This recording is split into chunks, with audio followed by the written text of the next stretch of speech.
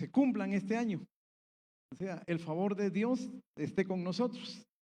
Y de hecho, este año, estos 2 meses, declaramos el favor de Dios sobre la vida de cada uno de ustedes, ¿verdad? En este año, pero en estos 2 meses vamos a estar estudiando esto. Entonces vamos a estudiar sobre los sueños que Dios favorece a cada uno, y vamos a estudiar en la Biblia algunos ejemplos. Vamos a estudiar sobre la vida de José, sobre la vida de Nehemías, sobre la vida de Esther, ¿verdad? Personas que han sido favorecidas por Dios, aunque creemos que a nivel de la Biblia todos somos favorecidos por el Señor. ¿Estamos? Así es, ¿verdad? Entonces, vamos a leer cada día un devocional a partir del martes. ¿Cuántos tienen en su teléfono la Biblia YouVersion? ¿Alguien todos la tienen, no? ¿En su teléfono todos tienen la Biblia? Parece que pocos, ¿verdad? ¿TikTok? Sí o no. Instagram tampoco. Bueno, esta mañana vamos a ver un salmo. Yo quiero buscar el Salmo 5. El Salmo 5 en el capítulo, Salmo 5, capítulo 5, en el versículo 12. Vamos a leerlo. Vamos a leer esta mañana una parte. Y dice, ¿lo tienen todos? Salmo 5, versículo 12. Dice, porque tú, Jehová, bendecirás al justo. ¿Sí? Muy bien. Dice, porque tú, Jehová, bendecirás al justo. ¿Creemos que todos somos justificados? ¿Quiénes lo creen? Todos somos justificados, porque el Señor a través de su sacrificio nos justifica ante el Padre, de que somos perdonados de nuestros pecados. ¿Estamos? Somos justificados. Entonces, si somos justificados, el Señor nos bendice, ¿o no? Sí. Entonces dice, porque tú, oh Jehová, bendecirás al justo. Como un escudo lo rodearás de tu favor. Esta mañana vamos a ver 3 cosas. Vamos a ver, uno, en base a este versículo, que el Señor nos bendice. Número 2, que el Señor nos protege, porque dice como un escudo. Y número 3, que tenemos el favor de Dios. 3 cosas vamos a ver esta mañana. Entonces, primero, creemos que para tener la bendición de Dios, tenemos que reconocer y saber quién es Dios para nosotros. Esto es muy importante. Y uno de los aspectos que nosotros tenemos que saber es que Dios es nuestro Padre. Jesús habla mucho con sus discípulos él dice, yo iré a mi Padre y a vuestro Padre. Cuando Él enseña el Padre Nuestro, empieza diciendo, ustedes cuando van a orar así, Padre Nuestro. O sea, muchos en el Antiguo Testamento veían a Dios, ¿sí?, como alguien que está en el cielo, alguien que está dispuesto solamente a castigar a las personas, alguien que está ahí con una vara. Pero Jesús nos enseña algo más. Incluso un discípulo le dice, revélanos al Padre. O sea, queremos conocer al Padre. Y el Señor le dice, el que me ha visto a mí, ha visto al Padre. Y cuando vemos al Señor, vemos cómo Él sanaba, cómo Él resucitaba, cómo Él hablaba de las bendiciones de Dios, cómo Él hablaba de que nosotros somos sus hijos y Dios tiene un reino y nosotros pertenecemos a ese reino. ¿Sí? Entonces es muy importante para nosotros poder entender que Dios es nuestro Padre. Yo recuerdo en un retiro o encuentro, una vez en estos retiros hablamos este tema de Dios como nuestro Padre. Y creemos que es un tema muy importante porque muchas personas no ven así a Dios. Pero yo recuerdo que una vez una persona me dijo, estuvo bien el tema, haciendo un comentario, pero yo tuve un padre así, así era mi padre. O sea, cuando nosotros hablamos de este tema, nosotros decimos que un padre para un hijo le da identidad, ¿sí? Dice, yo soy hijo de tal persona, le da una identidad, le da una seguridad. Un niño pequeño dice, mi papá, yo le voy a decir a mi papá, ¿sí? Le da seguridad, le da protección, le da provisión, ¿sí? Entonces nosotros, como también en esa misma medida, nosotros tenemos que saber que Dios hace eso con nosotros, que es que nos bendice, que es que nos protege, ¿sí? Esas son cosas importantes que nosotros tenemos que conocer.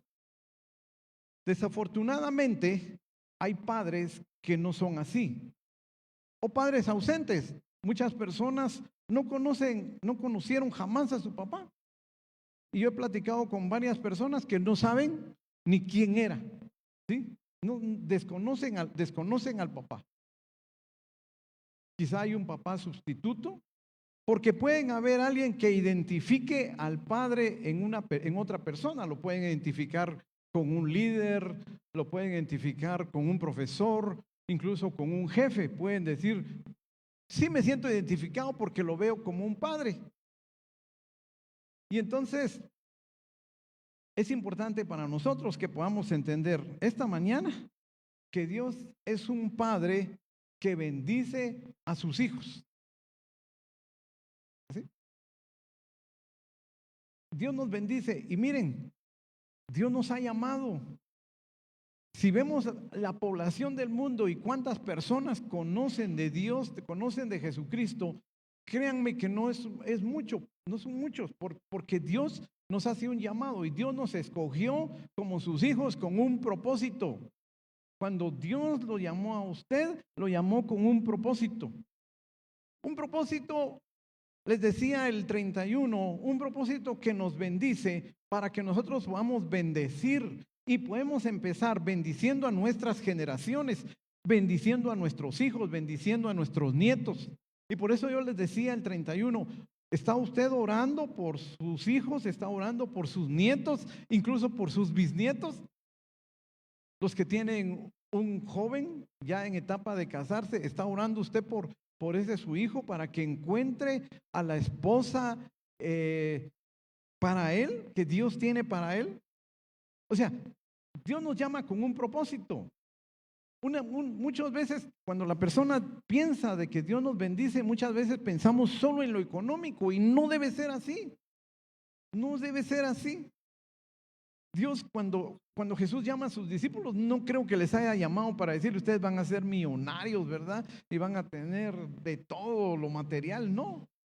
Yo creo que la bendición de Dios va mucho más allá, pero Dios nos escogió. Y miren, en el libro en el libro de Primera de Samuel, el capítulo 16 y del versículo 10 en adelante, voy a tratar de resumirlo por cuestión de tiempo. En Primera de Samuel 16, del 10 al 13, vamos a ver, Primera de Samuel 16, 10, dice, aquí nos habla y dice, e hizo pasar Isaí 7 hijos suyos delante de Samuel. Pero Samuel dijo a Isaí, Jehová no ha elegido a estos. Entonces dijo Samuel a Isaí, ¿son estos todos tus hijos? Y él respondió, queda aún el menor que apacienta las ovejas. Y dijo Samuel a Isaí, envía por él, porque no nos sentaremos a la mesa hasta que él venga. Envió pues por él y le hizo entrar, y era rubio, hermoso de ojos y de buen parecer. Entonces Jehová dijo, levántate y úngelo, porque este es. O sea, el Señor nos ha escogido. Créanme, no es lo que nosotros hayamos hecho, es que Dios nos escogió. Y es que Qué bendición que Dios lo haya escogido como padre. Yo sé que en muchos hogares donde hay niños huérfanos, muchas veces, a veces desean que alguien los adopte y no, nadie los adopta y empiezan a crecer los niños y nadie los adoptó. Incluso adoptar a un niño es un proceso largo, pero aquí Dios lo escogió a usted, ¿sí? Como padre. Entonces nosotros tenemos que ver a Dios como nuestro padre, como un padre que realmente nos bendice. Ahí estamos. Y este es lo que vamos a estar hablando este mes y medio, 2 meses, que tenemos un padre que nos bendice. Entonces, en esta historia, Dios escoge a David, aunque sus hermanos no lo querían. Y yo había visto una vez una historia en donde por qué no lo querían sus hermanos. Y se dice de que David era de diferente madre y por eso era que sus hermanos no lo querían. Por eso es que no lo tragaban. No, la Biblia no menciona respecto. Sabemos que Isaí era el padre de ellos, pero dicen que la madre era diferente y por eso sus hermanos no tragaban a David. Pero Dios lo escogió. Entonces no importa qué nos haya pasado en el pasado, no importa nuestros antecedentes, no importa nuestra ocupación, no importa si somos más pequeños, no importa lo que seamos. Cuando Dios escoge, Dios llama con esa gracia, con ese regalo de llamarnos sus hijos. Y eso es lo que nosotros tenemos que entender el día de hoy, ¿sí? Y un padre, la misma Biblia nos dice que si nosotros siendo malos sabemos dar buenas cosas a nuestros hijos, ¿cuánto más nos va a dar el Padre? O sea, usted es bendecido. Lo que pasa es que muchas veces lo vemos solo desde un punto de vista, pero realmente la bendición de Dios es en todos los ámbitos. Créanme, es una bendición para nosotros poder estar aquí el día de hoy, poder tener ese hábito de venir y alabar al Señor. Esa es una bendición que otros no lo tienen, una bendición que muchos quizás están en un intensivo en un hospital o que no pueden asistir a la iglesia. Pero nosotros tenemos que saber recordar este versículo, ¿verdad? Que lo tenemos en Mateo 7:7. Mateo 7:7 se los voy a leer. Nos habla sobre la oración y la regla de oro, pero el Mateo 7:11 dice, pues si vosotros siendo malos sabemos dar buenas cosas a nuestros hijos, cuánto más vuestro Padre que está en los cielos dará buenas cosas a los que pidan. Dios sabe de qué cosas tenemos necesidad, pero tenemos que pedirle. Miren, cuando ustedes se acuerdan del hijo pródigo, el hijo pródigo se separó del padre, pidió herencia, se fue lejos y mientras estaba lejos del padre, empezó a tener problemas financieros, problemas de hambre y él recapacitó y regresó al padre. Y es una parábola que encontramos en la Biblia respecto a que en el Padre hay provisión. En el Padre Él nos restaura como hijos, aunque nos hayamos alejado. Entonces, una de las cosas que esta mañana yo quiero ser breve acá, es que Dios es un Padre que de hecho nos bendice, ¿verdad? O sea, a la pregunta es, ¿usted se siente bendecido hoy como hijo? ¿Se siente bendecido? Entonces, a partir del día de hoy, usted tiene que ver a Dios como un padre. ¿Sí? Por eso Jesús dice, cuando oren así, oren Padre nuestro. O sea, yo voy a empezar a identificar, quizá usted no tuvo ese padre como Dios. Quizás su padre no fue proveedor, no fue protector, quizás su padre no lo bendijo. Hay una persona que yo conocí hace mucho tiempo y ahora estaba platicando con uno de los los hijos de esta persona. Y esta persona, fíjense que era una pareja, la señora era de aquí, él no sé si exactamente era de aquí, pero él se fue a los Estados Unidos y fue a la guerra de Vietnam.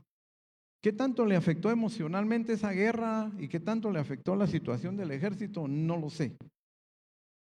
Pero me mencionaba uno de los hijos que cuando regresó, que él se iba a los Estados Unidos y regresaba para sus vacaciones acá con la esposa. Y cada vez que regresaba, solamente embarazar a la esposa. O sea, regresaba una vez al año en la fecha que eran sus vacaciones y regresaba. No solo a embarazar a la esposa, a insultarla con todo tipo de palabras y a pegarle a los niños y a patear a todos. O sea, ¿qué tipo de padre puede alguien verlo así? Entonces, cuando vemos a los demás hijos, ahora quizá algunos pues están en una situación difícil en todo sentido, ¿verdad? Porque no tuvieron un padre que realmente no solamente les diera amor, provisión, sino más que todo protección. Entonces, en lugar de ser un padre que protegiera, era un padre que les pegaba, ¿verdad? Era un padre que era violento. Y muchos lo ven así.